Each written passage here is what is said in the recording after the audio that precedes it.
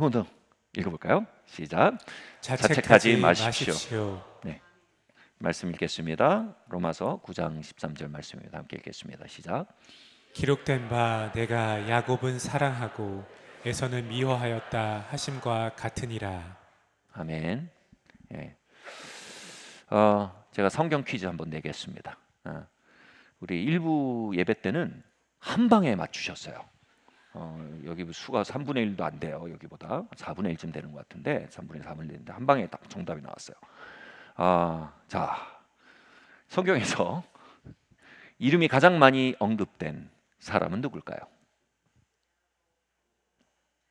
누가 야곱 하신 분? 어디 계시죠? 어디 계시죠? 야곱 하셨는데, 예, 누가 이제 답을 알고 오셨어요. 예, 야곱이 맞아요. 근데 야곱이 원래 횟수로는 뭐 사실은 약간 이 대답에 이 퀴즈는 약간 트릭이 있어요. 뭐냐면 야곱 이름으로는 세 번째가 네 번째인데 야곱이 하나님이 계명을 시켜주셨어요. 그 계명한 이름이 이스라엘이에요.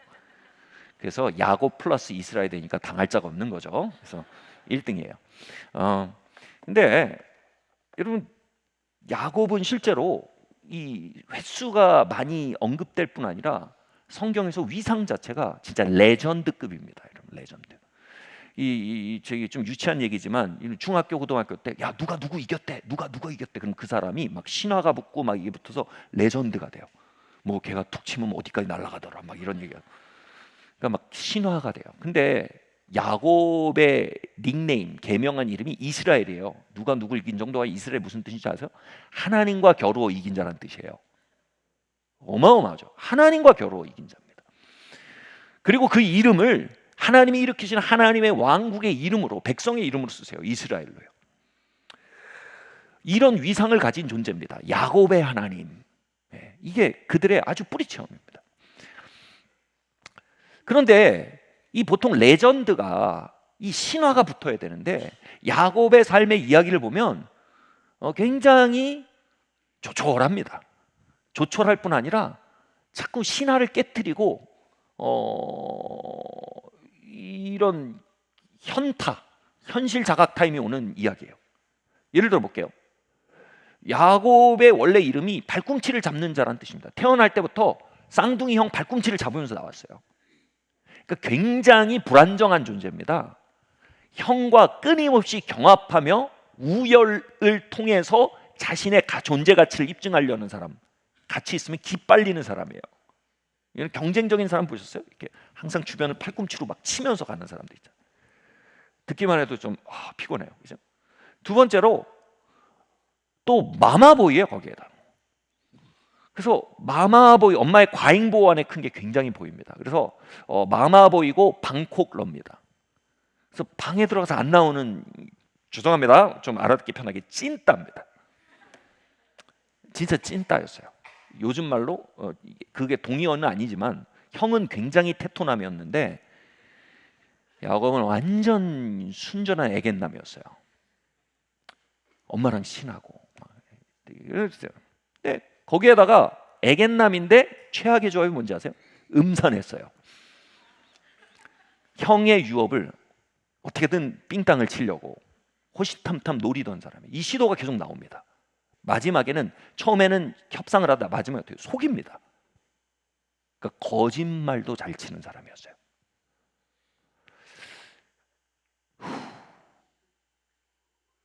그리고 뭐 이제 이스라엘이 된 이후에 막 스토리가 막 바뀌냐 그러지도 않아요. 또 그 과정 속에 뭐냐면 사업도 크게 한번 들어먹었어요. 7년짜리 프로젝트인 줄 알고 뛰어들었거든요. 근데 계약을 잘못했어. 14년짜리 프로젝트야. 이렇게 해서 완전히 그냥 그 집안을 들어먹는 수준의 사업을 잘못해가지고 이렇게 됐어요. 그 결과 이게 길게 얘기할 수 없지만 아내가 둘이 됐어요. 또 찬란해요, 그죠? 근데 아내가 둘이 됐으면 또 똑바로 하든지 뭐 거기서 어떻게 똑바로 할 수 있을지 모르겠지만 라헬을 너무 편애해가지고 집안에 편지 풍파가입니다. 라헬이 낳은 아이가 요셉이 있었는데 12아들 중에 요셉을 너무 좋아해서 요셉만 브랜드 옷을 입히고 나머지 아들은 다 노브랜드예요. 그래서 이게 얼마나 상처를 줬냐면 이 나머지 아들들이 요셉을 죽이기로 결의할 정도입니다. 이게 얘네들 왜 이렇게 야만적이야 이렇게 볼 수 있지만 이게 뭐예요? 야곱이 만들어낸 놀라운 양육 환경이었어요. 또 그 딸 다말이 성폭행을 당합니다. 근데 이 오빠들이 분기탱천에서 일어나가지고 그 문제를 해결합니다. 근데 야곱은 지금 자신의 딸 다말이 그런 일을 당했다는 것과 자기가 나서야 될 때 아들이 나서서 처리했다는 상황은 다 없고, 얘들아 일을 그렇게 거칠게 처리하면 내가 위험해지잖아 라고 말하는 정말 찐따였어요. 정서적으로도 미숙하고요, 리더십도 부족하고요, 되게 자기중심적인 사람이었단 말이에요. 근데 하나님은 이 야곱을 당신의 나라의 기초로 삼으셨단 말이에요. 이 야곱이랑 당신의 이야기를 써가기로 결정하셨단 말이에요. 질문은 이거예요. 왜요? 왜 그러시는 거예요? 이 질문에 대해 성경은 굉장히 명확하게 답합니다. 왜 야곱을 이렇게 사랑하시고 축복하셨어요? 로마서 9장 13절 말씀 함께 읽겠습니다. 시작. 기록된 바 내가 야곱은 사랑하고 에서는 미워하였다 하심과 같으니라. 이게 문맥에서 보면 이게 무슨 말씀이냐면 내가 야곱을 택했다. 그냥 그렇게 하기로 정한 거예요. 그냥 내 야곱 정했어. 내 야곱 통해서 이야기 쓰기로 정했어. 이야기 쓰기로 정했고 내가 야곱과 함께 하기로 정했어. 내가 야곱 사랑하기로 정했어. That's it. 끝이에요. 이게 정했다란 말이 되게 건조하게 들리는데 이 에베소서에 뭐라고 했냐면 창세 전에 기쁘신 뜻을 따라 택하셨대요. 개역 성경이 조금 건조한 번역처럼 들리지만 조금 더 현대인의 번역으로 기쁘신 뜻대로 택하셨다는 표현을 바꾼다면 이런 뜻이 됩니다. 하나님이 야곱을 좋아하셨다라는 뜻이 됩니다. 창세 전에 야곱을 보시고 좋아하신 거예요. 그래서 나 야곱이랑 같이 갈래 라고 정하신 거예요. 언제 정하신 거예요? 야곱이 형 발뒤꿈치를 잡기 전에 정한 겁니다. 야곱이 형한테 사기치기 전에 정한 거예요. 야곱이 막 찐따짓하고 막 사업 들어먹고 하기 전에 정한 거예요. 놀라운 건 뭐세요? 그 정하심이 그 모든 여정 속에 야곱에 계속되는 병살태에도 불구하고 변하지 않았다는 거예요. 이해하시겠어요? 뮤지컬 라만차의 기사라는 뮤지컬이 있어요. 제가 좋아하는 뮤지컬입니다. 근데 여기에 돈키호테라는 아주 그 문제 인물이 나오죠. 뭐 풍차에 막 거인이라고 달려도 싸우질 않나. 뭐 아무튼 뭐 이 거리의 여인이죠. 이렇게 그 사창가의 여인을 공주라고 구출하기 위해서 막 싸우질 않나. 막 엉망진창이에요. 근데 그 옆에 꼭 산초가 따라다녀요. 그러니까 사람들이 뭐예요? 산초, 당신은 저 노망난 노인을 왜 이렇게 따라다니고 왜 시중을 듭니까? 그 질문에 대해서 산초가 노래를 불러요. 그게 이제 제목이 그냥 좋으니까요. 영어로 I like him. 이거예요. I really like him. 이게 제목이에요. 가사가 사막에서 솟아나는 샘물을 어떻게 설명하겠어요? 낮이 되면 왜 해가 뜨는지 어떻게 설명하겠어요? 난 그가 좋아요. I really like him. 나는 정말 그가 좋아요. 이거 외에 다른 이유는 없어요. 그냥 산초는 돈키호테가 좋은 거예요. I really like him. 성경의 문제적 인물 야곱을 하나님이 택하시는데 천사들이 왜 그러십니까? 천사들만 묻습니까? 성경의 모든 독자들이 도대체 왜 이러십니까? 대답은 하나예요. I like him. I really like him. 난 야곱이 좋아. 난 야곱이 정말 좋아. 끝이에요. 그걸 신학적으로 택하셨다 그래요. 하나님 야곱을 택하신 거예요. 야곱을 너무 좋아하신 거예요.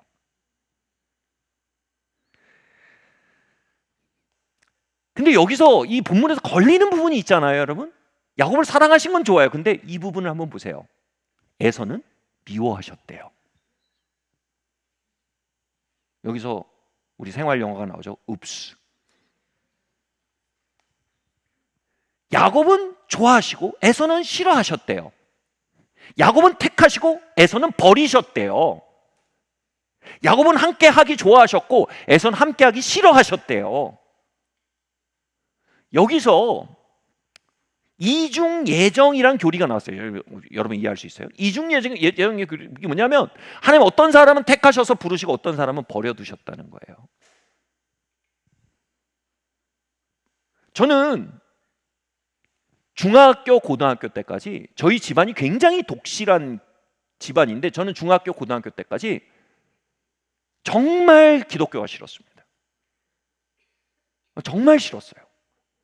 교회 가는 거 진짜 싫었고 교회 가는 길에 오락실에 빠져서 헌금 오락기에 다 넣고 집에 돌아왔다가 걸리기도 하고 막 아무튼 교회가 싫었어요. 도대체 설교는 믿어지지가 않았어요. 근데 제가 이 본문의 맥락에서 보면 전 이렇게 느꼈어요. 우리 집안은 전부 다 야곱의 계보예요. I like him. I like him. I really like him. 우리 가족들한테 그렇게 부르시는 거예요. 근데 나는 에서의 계보인 거예요. 나에게 하나님 너무 멀리 있고 하나님 나에게 믿음을 주지 않으시고 하나님 나에게 빚을 주지 않으시는 거예요. 저는 이중 예정을 매일 경험하며 살았어요. 집안에서 가정 예배 드릴 때마다 나머지 4명은 다 택하셨는데 나 안 택하신 느낌. 그런데 이 본문에 대해서 20세기 최고의 신학자인 칼 바르트가 아주 정밀한 해석을 합니다. 뭐라고 얘기하냐면 로마서 1장부터 11장, 12장까지 전체 맥락에서 얘기하는 것은 하나님은 어떤 자는 버리시고 어떤 자를 택하셨다는 이중 예정의 진짜 의미는 이것이다 라고 풀어가는데 여기서 굉장히 중요한 얘기가 나옵니다. 하나님이 버린 자는 예수 그리스도 하나라는 거예요. 하나님이 예수님을 정말로 버리신 것은 우리 모두를 정말로 택하기 위해서라는 거예요. 아멘? 우리의 죄와 저주와 진노를 예수 그리스도에게 다 거머쥐우신 것은 우리를 정말로 받아들이기 위해서라는 거예요. 그래서 하나님에게 에서는 십자가 예수 그리스도의 그림자예요. 이해하시겠어요? 예수님이 하나님이여 하나님이여 어찌하여 나를 버리시나이까라고 십자가에서 외치신 것은 에서의 자리에 들어가신 거예요. 그것은 우리 모두로 하여금 야곱의 자리, 원래 예수님이 있어야 했던 자리, 하나님이여 하나님이여 어찌하여 나를 이렇게 좋아하십니까? You really like me. You really like me. 하나님이여 하나님이여 어찌하여 나를 이렇게 축복하십니까? 하나님이여 하나님이여 나를 어찌하여 이렇게 사랑하십니까? 라는 자리에 두기 위해서 예수님이 거절당하셨다는 거예요. 그래서 이중 예정은 저와 나머지 가족 이 이중이 아니라 김영준은 에서, 나머지 4명은 야곱, 이게 아니고 이중 예정의 버리심은 뭐예요? 십자가 예수 그리스도예요. 진짜 버리셨어요. 그 얘기는 뭐예요? 진짜 나머지 모두를 받으시기 위함이라는 거예요.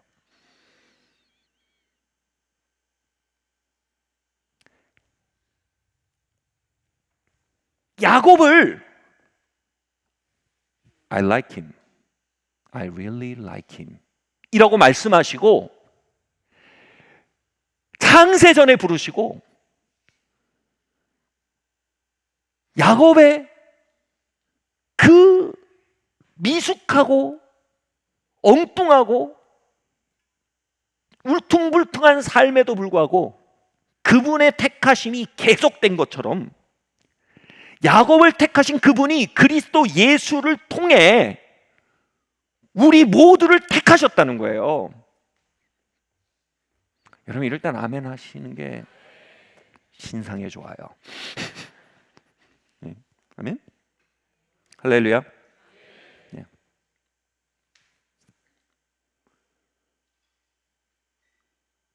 질문은 이겁니다.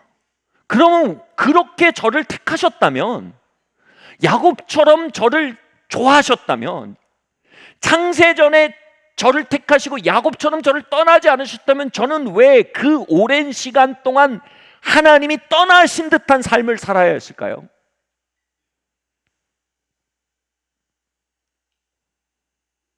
왜 그 어두운 시간을 살아야 했을까요? 하나님이 예수 그리스도 한 분을 버리시고 수많은 자를 선택하셨다면 왜 아직도 많은 이들의 삶 속에는 하나님이 너무나 동화 속의 이야기처럼 멀게만 경험되고 있을까요? 여기에 대해서 이 바르트가 이런 설명을 해요. 2차 대전이 벌어졌다고 합시다. 그때 한 병사가 알프스 깊은 곳에 알프스산 깊은 곳에 참호를 지키는 임무를 받았어요. 그 참호에서 그는 혼자 새벽 5시에 일어나서 보초를 쓰고, 그리고 하루에 주변을 항상 살피고, 또 순찰을 돌고, 그리고 쪽잠을 자고, 뽀글이 끓여 먹고 막 이러면서 그 참호를 지키는 거예요. 10년, 20년 참호를 지키는데 이미 2차 대전은 끝나버린 거예요. 근데 이 얘기를 안 해줘, 아무도. 그리고 누가 와서 얘기를 마침내 해줘도 전쟁은 끝났습니다. 이제 그 참호에서 나오셔도 됩니다. 이제 보초 안 서셔도 됩니다. 이제 경계를 내려놓으셔도 됩니다. 이렇게 얘기해도 믿어지질 않아요. 그래서 그 참호에서 계속 경계를 하고 혼자 뽀글이 끓여 먹고 쪽잠 자고 살아가는 병사. 전쟁은 이미 끝났어. 그러나 그의 머릿속에는 전쟁이 계속 진행되고 있어요. 그의 참호 속에는 여전히 적군이 들이닥치고 있고, 그의 참호 속에는 여전히 황폐한 역사가 진행되고 있어요. 하나님이 예수 그리스도만 버리시고 모두를 끌어안으셨는데 이걸 받아들이는 게 또 별다른 다른 과정이라 이거예요. 어떤 사람 아예 듣지 못해서 그냥 그 참호 속에 살아가고, 어떤 사람은 들어도 야, 니 낯집 뿌락지 아니야? 나 불러내가지고 이 참호 가져가려고 하는 거 아니야? 나 불러내서 포로로 잡아가려는 거 아니야? 이걸 뭐라 그래요? 영어로 too good to believe라 그래요. 너무 좋아서 믿기 어려운 이야기. 복음을 굿뉴스라고 하잖아요. 바르트의 맥락에서는 복음은 굿뉴스가 아니에요. too good to believe예요. 너무 좋아 믿기 어려운 뉴스예요. 왜요? 우리는 하나님이 우리를 택하시지 않았다는 듯이, 하나님의 우리를 향한 사랑과 함께 하심은 우리의 역량에 달렸다는 듯이, 하나님이 우리의 잘못을 세고 계시다는 듯이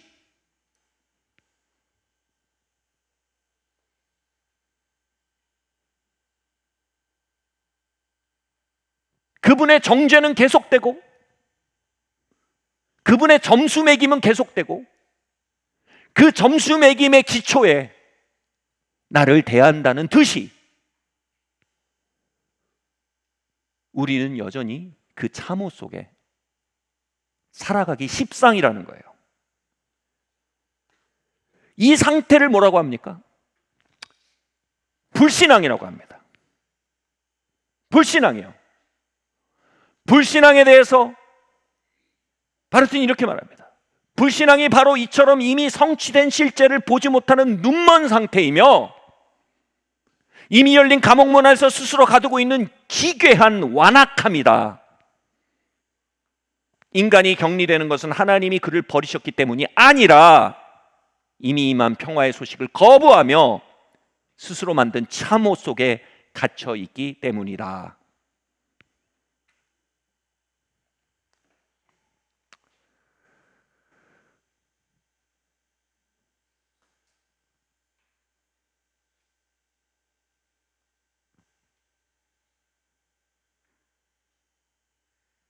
하나님은 야곱을 사랑하셨어요. 그것은 야곱이 어때서가 아니라 그냥 야곱을 좋아하셔서예요. 그냥 야곱을 택했기 때문이에요. 그 하나님이 그리스도 예수 안에서 우리를 택했어요. 야곱을 좋아하시던 그분이 이제 우리를 좋아하세요. 야곱을 좋아하시는 그분의 좋아하심은요, 그리스도 예수 안에서 우리를 좋아하시는 좋아하심의 그림자래요. 진퉁은 이거예요. 우린 야곱을 보며 그러잖아요. 왜 야곱을 밀어주시나? 근데 이제 우리는 그 진퉁을 보는 거예요. 왜 나를 밀어주시나? 왜 나를 사랑하시나? 왜 나를 축복하시나? 이게 안 보여요? 참호 속에 있는 거예요. 왜요? 우리는 그 거대한 too good to believe의 뉴스를 받아들이기엔 너무 오래 전쟁을 해왔어요. 우리의 신경계도 그 전쟁에 다 길들여져 있고, 우리의 무의식도 그 전쟁에 다 적응해 있고, 우리의 삶의 습관도 그 전쟁에 다 길들여져 있어서 바르트가 불신앙의 다른 이름이 태만이래요. 태만이 뭔지 아세요? 닥쳐오는 거대한 진리에 나를 맞추려는 일에 대해서 안 하는 거예요. 이게 태만이래요. 여러분 지금 AI 시대가 덮쳐오잖아요. 이 AI 시대의 변화에 맞추지 않는 조직과 개인을 바르트의 맥락으로 태만하다고 하는 거예요. 근데 AI 시대보다 더 큰 시대가 있어요. 은혜의 시대예요. 아멘?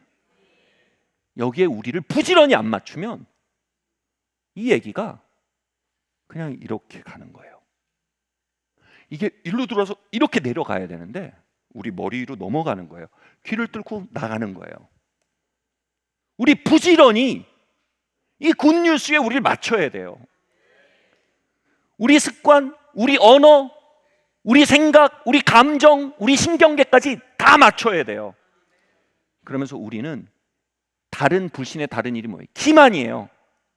기만이 뭐예요? 참호 속에 있다는 생각 전체가 속임이에요.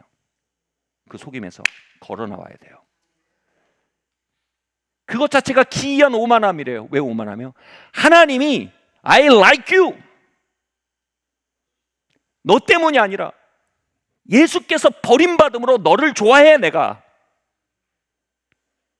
네가 막 팔꿈치로 사람 치고 경쟁하고 막 참 비호감이야 사람들 보기엔. 근데 난 널 좋아해.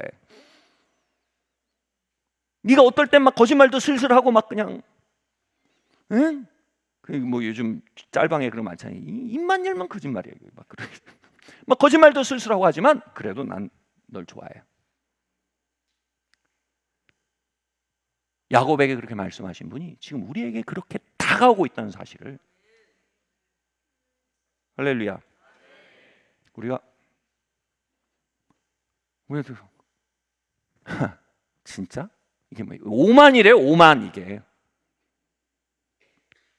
우린 기만에서 깨어나고 게으름에서 깨어나서 오만을 버리고 이게 뭐예요? 그 참호 밖으로 기어 나와야 돼요. 아멘. 필립 연시가 은혜에 대해서 이런 얘기를 했어요. 놀라운 얘기를 했습니다. 은혜란 하나님의 사랑을 더 받기 위해서 우리가 할 수 있는 일이 아무것도 없다는 뜻이다. 또 무엇으로도 하나님의 사랑을 약화시킬 수 없다는 것이다. 하나님이 예수님을 진짜 버리신 건요, 우리를 진짜 사랑하시는 거예요. 아멘. 하나님이 진짜 예수님을 저주하신 것은요, 우리를 진짜 축복하시는 거예요.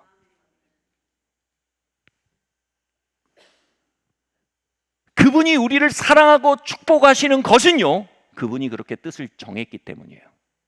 절대적인 하나님의 주권의 문제예요. 그래서 우리가 봉사를 기가 막히게 하면 하나님 더 사랑하시는 거가 아니라는 거예요. 하나님이 이미 우리를 진짜 사랑해서, 하나님은 우리를 B급으로 사랑하는 법을 몰라요. 여러분 영어로 그런 표현이 있어요. diplomatic manner라는 게 있어요. 마음은 안 그런데 외교적으로 매너를 갖춰서 좋은 협상을 끌어내기 위한 태도를 diplomatic manner라 그래요. 마음은 안 그런데 우리는 하나님의 은혜를 하나님의 diplomatic manner라고 생각해요. 왜냐하면 그게 전도에 도움이 되니까. I like you. 근데 난 진짜 야곱처의 라이프스타일 견딜 수가 없어. 내가 하나님이라서 내가 할 일을 해야 돼서 하는 거지만 너무 마음에 안 들어져. 하나님이 디플로매틱 매너로 우리 사랑하신다고 생각해요. 근데 하나님 그런 걸 몰라요. 하나님 사랑하면 사랑하시고요, 버리면 버리세요. 아멘. 하나님 액면가와 실제가 같아요. 하나님은 예수님을 버렸고 우리를 사랑하세요. 그래서 우리가 어떻게 한다고 하나님 우리를 더 사랑하지 않으세요. 그리고 우리가 어떻게 한다고 우리를 덜 사랑하지 않으세요.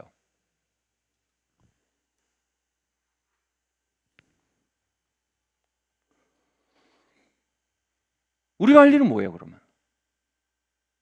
그러고 계신 그분을 신뢰하는 거예요. 호호. 그러고 계신 그분을 눈치채는 거예요. 그러고 계신 그분을 발견하는 거예요.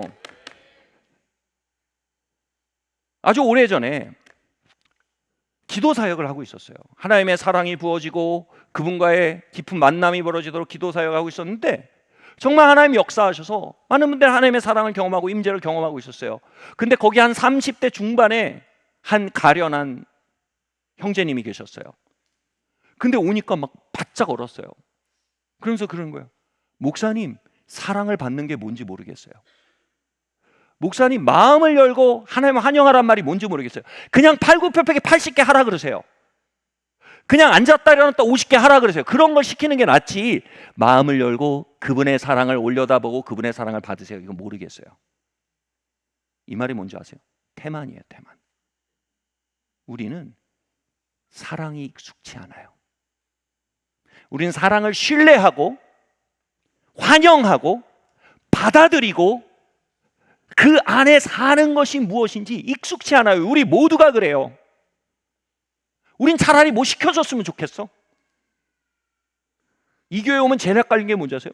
와가지고 목사님, 저 봉사 뭐 할까요? 말씀 들으세요. 은혜 받으세요.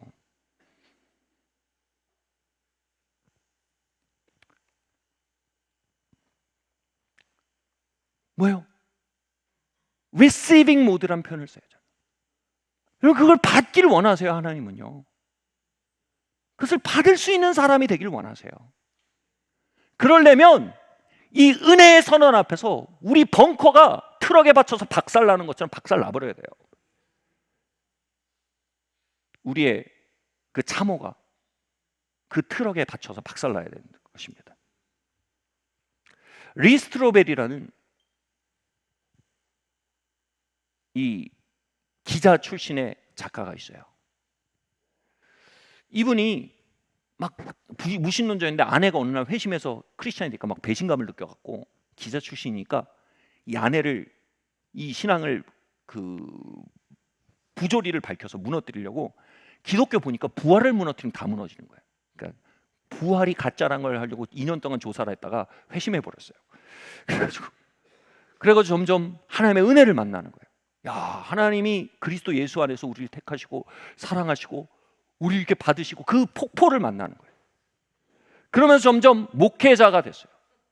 그 윌로크릭 교회라고 굉장히 큰 시카고의 교회가 있습니다. 거기에 목회자가 있는데 아마 목사님만 수십 명, 수백 명 될 거예요. 갔는데, 거기 들어갔는데 마음속에 다시 참호로 돌아가게 되는 거예요. 이 참호가 뭐예요? 내 가치가 내가 하는 일에 달렸다. 난 여기서 내 퍼포먼스로, 내 업무 능력으로 내 가치를 입증하고, 여기서 내가 받아들여지고, 여기서 내가 사랑받고 존경받는 존재가 되겠다. 다시 벙커로 들어간 거예요.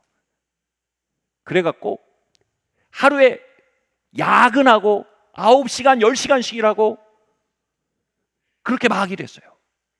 그런데 어느 날 담임 목사님이 전화를 한 거예요.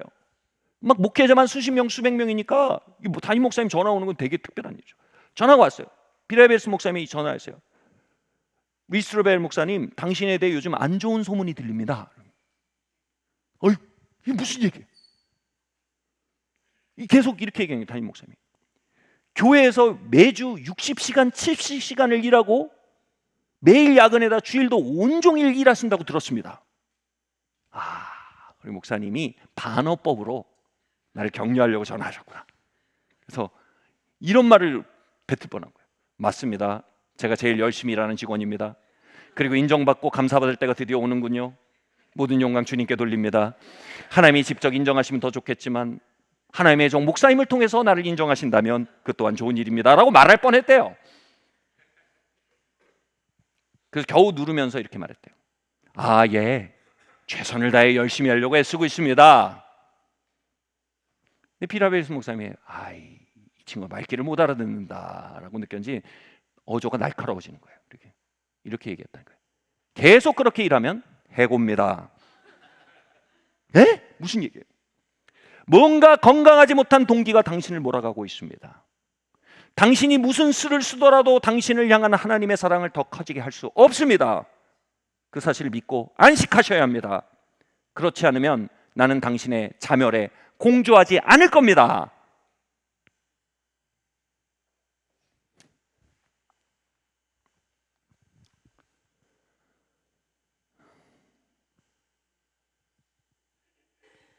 리스트로베르에게 필요한 건 뭐였어요?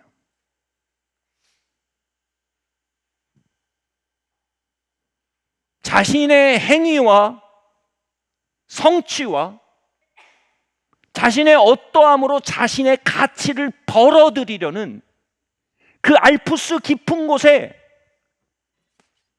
참호에 다시 들어박혔다는 겁니다.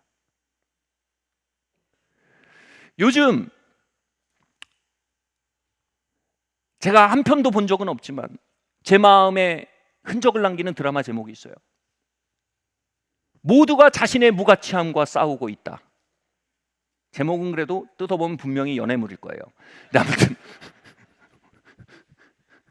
자신의 무가치함과 싸우며 연애하는 내용일 것 같아요. 근데 아무튼 저는 고등학교 때 멋쟁이가 되려고 되게 했었습니다. 왜냐하면요, 제 또래 집단에서는 멋쟁이가 되게 중요했고, 멋쟁이가 되면 또래 집단에서 박수를 치고 저에게 높은 가치를 부여해 줬어요. 다시 말해, 저는 저의 무가치와 싸우고 있었어요.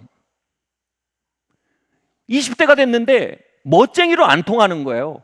능력이 있어야 되겠더라고. 성공을 해야겠더라고. 성공을 해야 존경받고 이 사회가 인정하겠더라고. 그래야 나의 무가치를 해결할 수 있을 것 같더라고요. 뭐 이런 철학적 사고를 한 건 아니지만 본능적으로 그랬다는 거죠. 그래서 열심히 성공하려고, 유능한 사람이 되려고 20대 때 열심히 달렸어요. 왜요? 저의 무가치와 싸운 거예요. 30대가 되니까 이제 스테이지가 또 바뀌었어요. 교회예요, 이제 스테이지가. 여러분, 교회는 내가 열심히 봉사하고 열심히 교회가 이상적이라고 생각하는 생활을 하면 박수치고 인정해주고 나를 가치 있는 존재로 도장 찍어줄 것 같은 마음을 느끼는 거예요. 그래서 이제 교회에 와서 열심히 하는 거예요. 첫 번째 건 외모 지상주의, 외모 중독이에요. 두 번째 건 성공 중독이에요. 세 번째 건 종교 중독이에요. 셋 중에 제일 파괴적인 게 종교 중독이에요.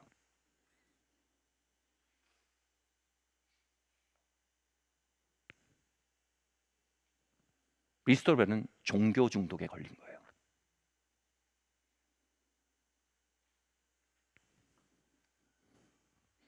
그리고 말해요. 교회 안에 가장 처참한 전염병이다. 오호라.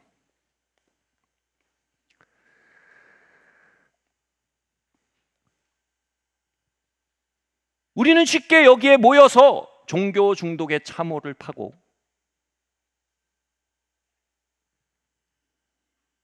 우리 가치를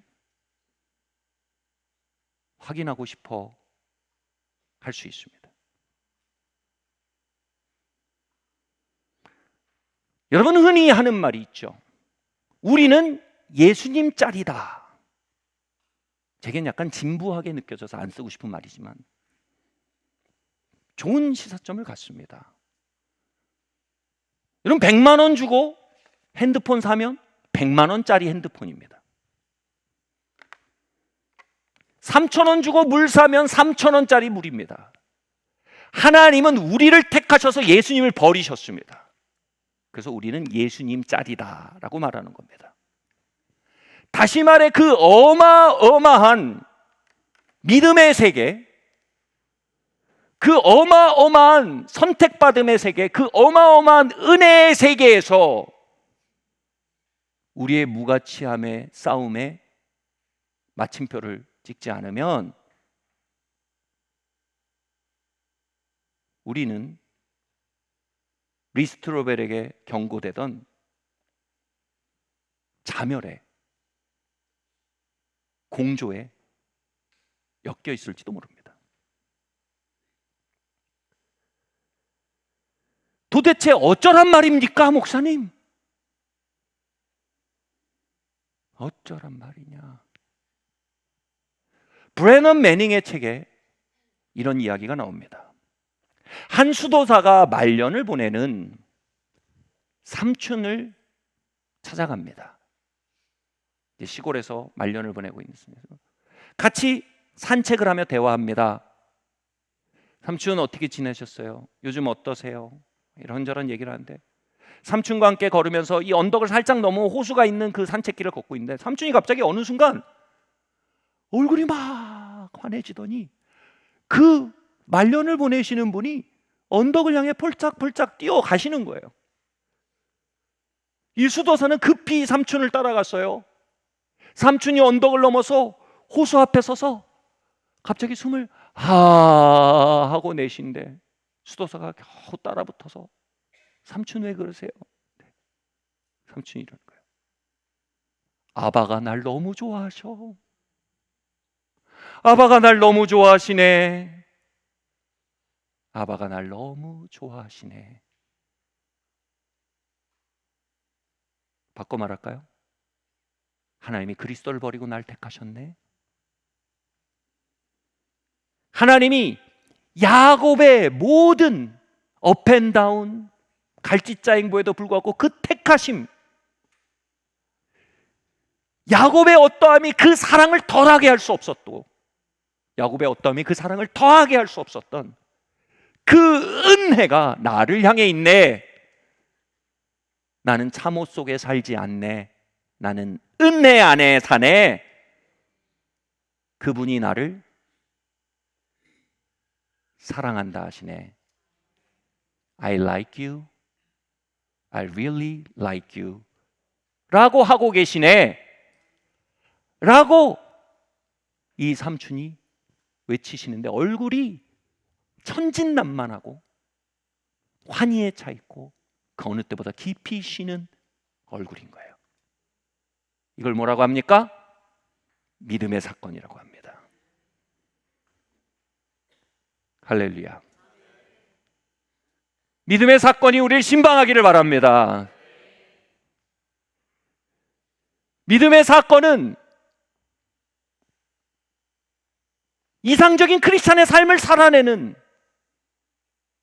우리의 노력이 아닙니다. 믿음의 사건은 우리의 어떠함을 뛰어넘는 압도적인 사랑의 이야기의 대상이 돼 있는 우리 자신을 발견하는 겁니다. 뭐지 이게? 왜 그러지? 왜 이러시지? 아바가 날 좋아하시네? 여러분, 하나님 여러분 좋아하세요. He really likes you. 어떻게 그럴 수 있냐고요? 예수님 버리셨어요. 그리고 우리를 택하셨어요.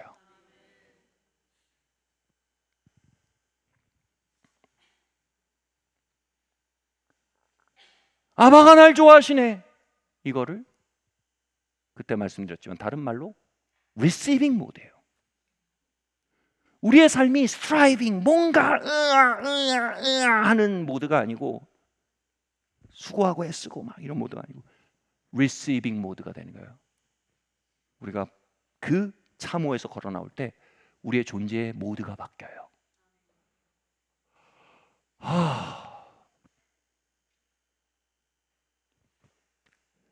점점 나를 입증할 필요가 없어져요.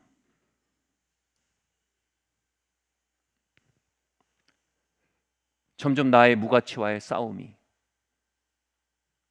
의미 없어져요.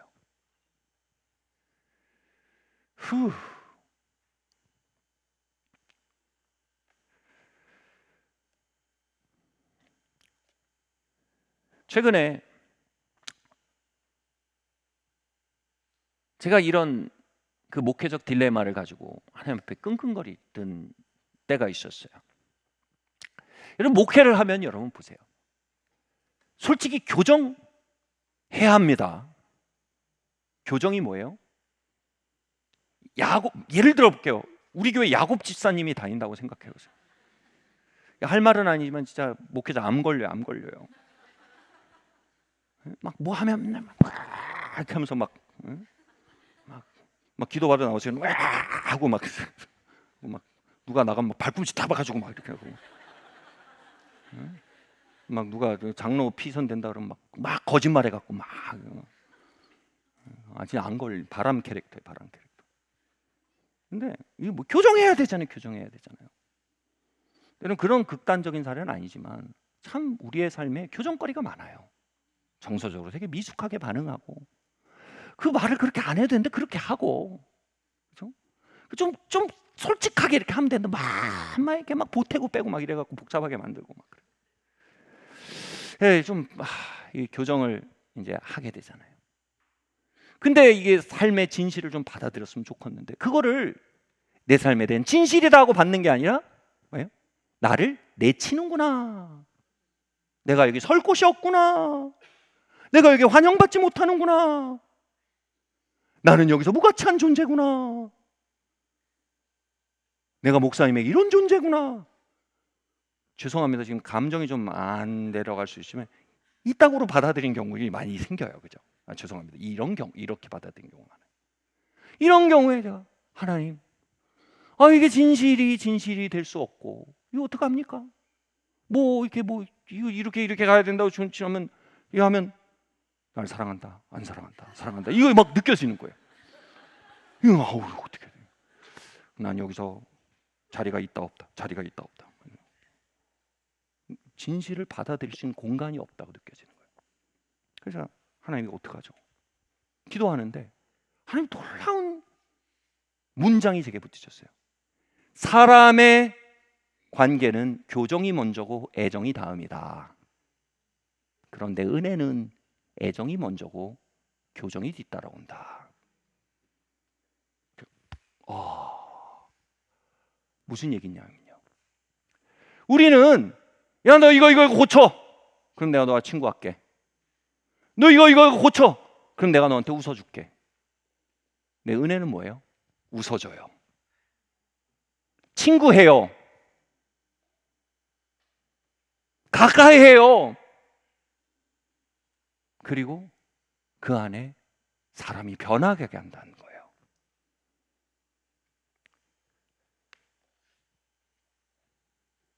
진실이 잘못된 게 아니에요. 순서와 톤의 문제인 거예요. 애정이 먼저인 거예요. 애정이 커야 하는 거예요. 제임스 dobson이라고 포커스 온 더 패밀리의 창시자이고 제가 알기로는 굉장히 깊은 기독교 상담의 조예를 가진 분을 압니다. 이분이 사람을 변화시키는 방법에 대해 이렇게 말합니다. 한 번의 교정을 위해선 10번의 인정을 해줘야 된답니다. 아유 주여. 근데 뭐 그게 은혜예요. 은혜는요 그 사람 바꾸려고 들질 않아요. 은혜는요 그 사람과 함께 하려고 들어요. 그러면서 믿어요. 그러면 지가 안 베끼고 배겨. 이게 뭐예요? 은혜를 믿는 거예요. 저는 뭐예요? 그거 바뀌어. 그럼 내가 웃어줄게. 그거 바뀌어. 그럼 내가 격려해줄게. 반대인 거예요.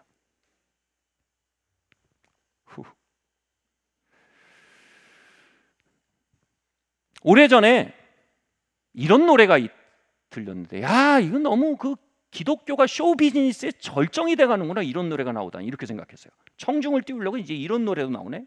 가사가 뭔지 아세요? 난 주의 친구, 난 주의 친구. 야, 우리 주님의 친구. 주님 날 친구로 부르셨네. 근데 제가 그 노래를 저의 사모 안에서 들었던 거예요. 우리가 어떻게 주님을 친구라고 하냐? 우리가 회개하고 성화되고 변화되면 그분을 주님으로 겨우 모시는 것이지. 근데 그 참호 밖으로 나왔더니 하나님은 10번 인정하시고 한 번 교정하시는 하나님인 거예요. 다시 말해 우리의 친구가 되어 주심으로 우리를 변화시키는 분이신 거예요. 할렐루야. 세리와 창녀의 친구래요. 예수님이 죄인들의 친구래요. 예수님이 하여간 세리와 창녀 교종엔 예수님이 짱이야. 그렇게 소문 안 났어요. 그들의 친구로 소명이 났어요. 소문이 났어요.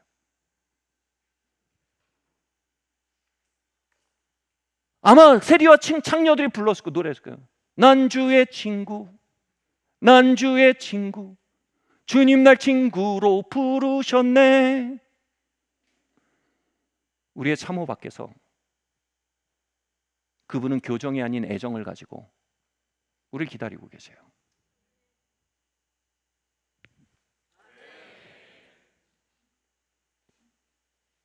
그리고 그분은 믿으세요. 그 애정을 통해 마침내 우리가 교정된다는 걸 믿으세요. 은혜를 믿는 건 뭐예요? 바꿔 말할게요. 여러분 그걸 믿으세요? 여러분 그걸 믿으세요? 여러분 그걸 믿으세요? 난이도를 좀 높여볼게요. 옆 사람 한번 보세요. 이 친구에게 교정보다 애정이 필요하다는 걸 믿으세요? 이 친구에게 애정이 마침내 교정을 불러온다는 걸 믿으세요? 난이도 높죠? 너가 그 짓거리를 그쳐야 내가 너를 가까이 할 수 있다. 그게 뭐예요? 참호 안에 갇혀있는 우리 마음이에요.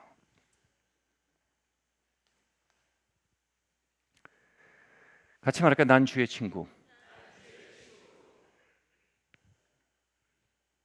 예, 이게 좀 난이도 높아요. 옆 사람한테 넌 주의 친구. 야곱의 하나님 우리 하나님이에요. 아멘. 조금 더 빨리 나가겠네요.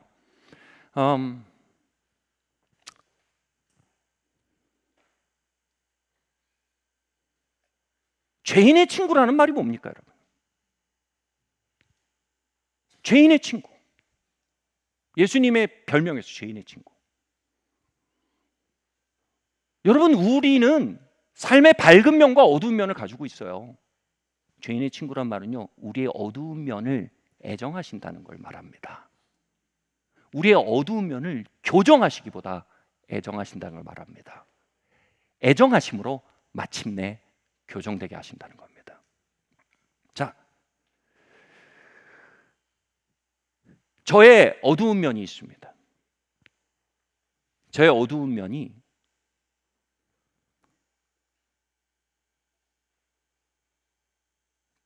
가장으로, 목사로 상당한 압력을 경험합니다. 그리고 압력을 경험할 때 탈진 증세도 경험하고 불안할 때가 많아요.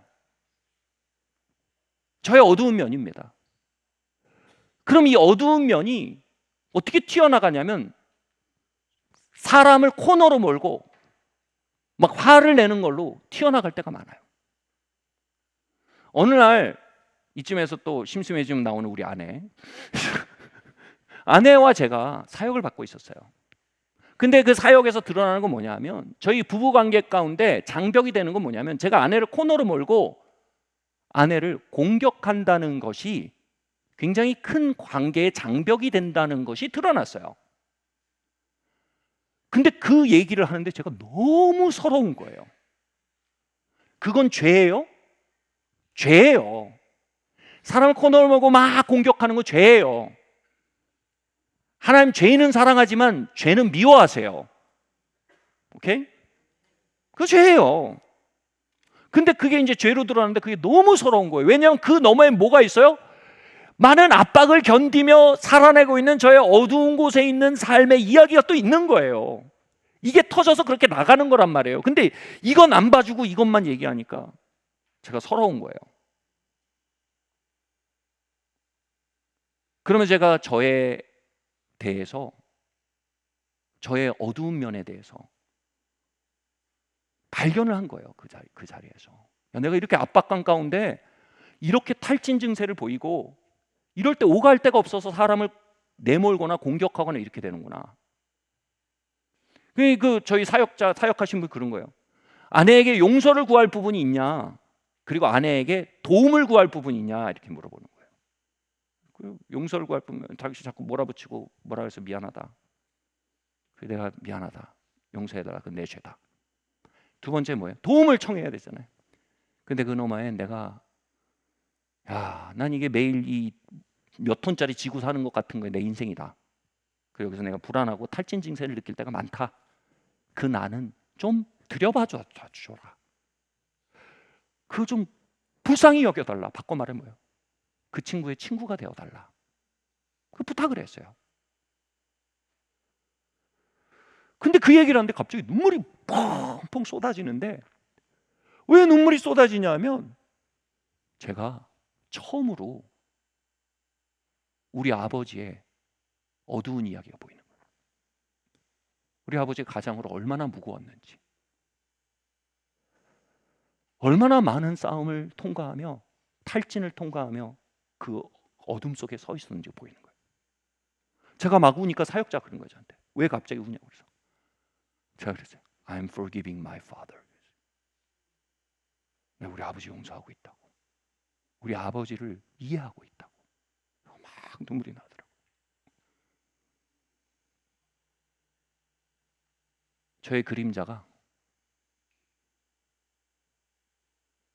하나님의 은혜 안에 드러날 때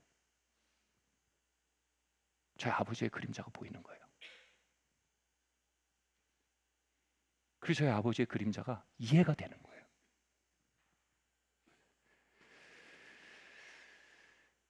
제가 뭘 말하려고 하는 걸까요? 여러분, 은혜는요 죄인들의 친구가 되는 자리에서 발견됩니다. 여러분은 여러분의 그림자의 친구가 되시는 예수님을 신뢰하셔야 돼요. 그분은 죄는 싫어하시지만 죄인은 사랑하세요. 그럴 때 우리는 우리 그림자가 그냥 혼자 안 드러나요. 보통 다른 사람의 그림자와 얽혀서 드러납니다. 특별히 아내, 남편, 또 성도끼리도요. 그 사람이 감당이 안 되잖아요. 10중8구 여러분의 그림자가 얽혀 있는 거예요. 뭐가 필요해요? 은혜가 필요한 거예요. 저희 야곱 같은 놈이 아니라 하나님이 택하셨는데 죄인의 친구 되신 주님이 지금 우리를 빚어가시는구나. 아멘. 그 시간들을 넘었는데 요즘 제가 번아웃을 경험하죠. 불안하죠.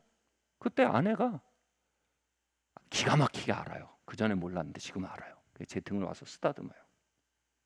쓰다듬어주고 어깨도 도닥여주고 고기도 구워줘요 가끔. 뭐예요? 저는 거기 친구가 필요했던 거예요. 저는 화내는 게 필요하지 않았고 코너에 모는 게 필요한 게 아니라 전 친구가 필요했던 거예요. 제 아내가 친구가 되어주는 거예요.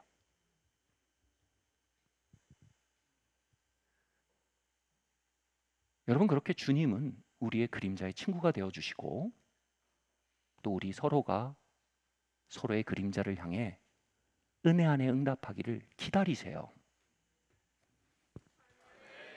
제가 한 번 설교에 20번 아멘 싫어해요. 그러나 3번, 4번 있어요. 이 순간이에요. 아멘? 말씀 마치려고 그래요.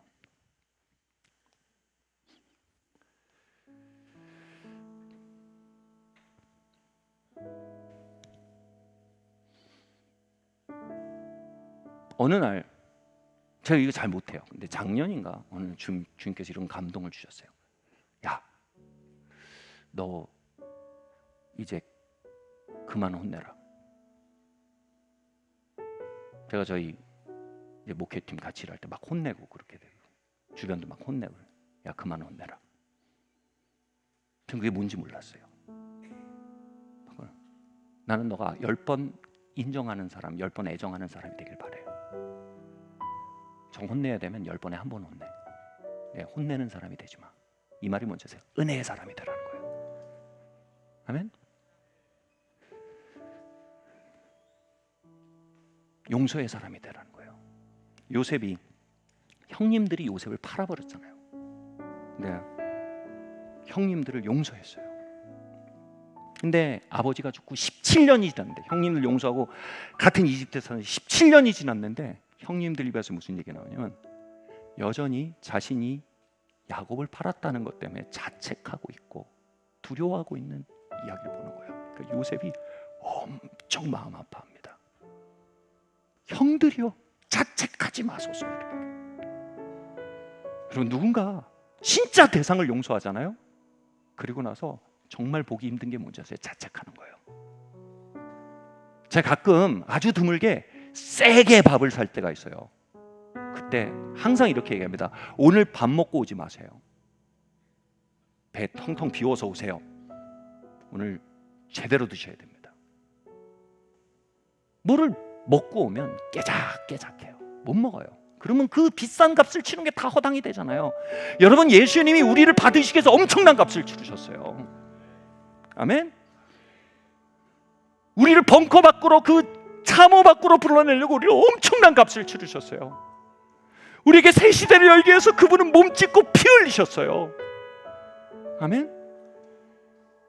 용서와 은혜의 길을 여셨어요. 근데 그 용서와 은혜의 밥상, 엄청난 값을 치는 용서와 은혜의 밥상에서 깨작깨작하게 되는 첫 번째 이유가 뭔지 아세요? 자책이에요. 자책. 자기를 책망하는 거예요. 나는 이렇게 정서적으로 불안정해. 난 이렇게 경쟁적이야. 난 이렇게 들쑥날쑥해.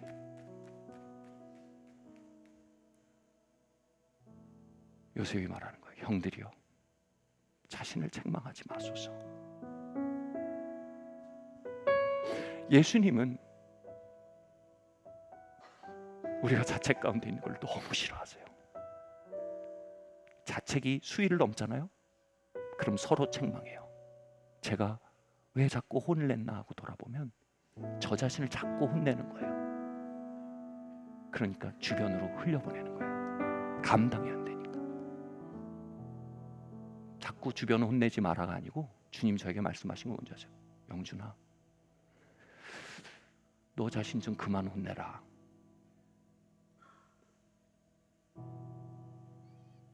어린 나이에 목사 돼서 스스로 부족하다고 느낀 거 안다. 이런저런 책임 짊어지느라 스스로 많이 책망한 거 안다. 근데 그만 혼내라. 그리고 내 은혜의 밥상, 용서의 밥상을 흠뻑 먹었으면 좋겠다. 예, 주님, 죄인의 친구 되신 예수님,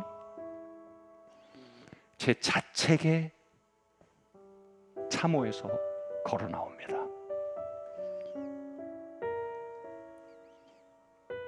I like you. I really like you. I forgave you.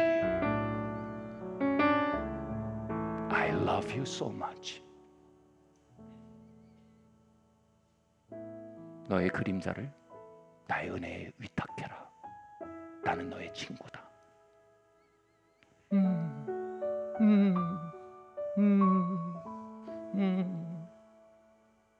그 은혜가 나를 변화시킵니다. 그 은혜로 여러분 모두를 부르셨습니다. 십자가에서 예수님만 버림받고 우리 모두를 택하셨습니다. I love you. I love you. I forgave you. 그러니 너도 너를 용서해라. 매일같이. 그러니 너도 너를 축복해라. 매일같이.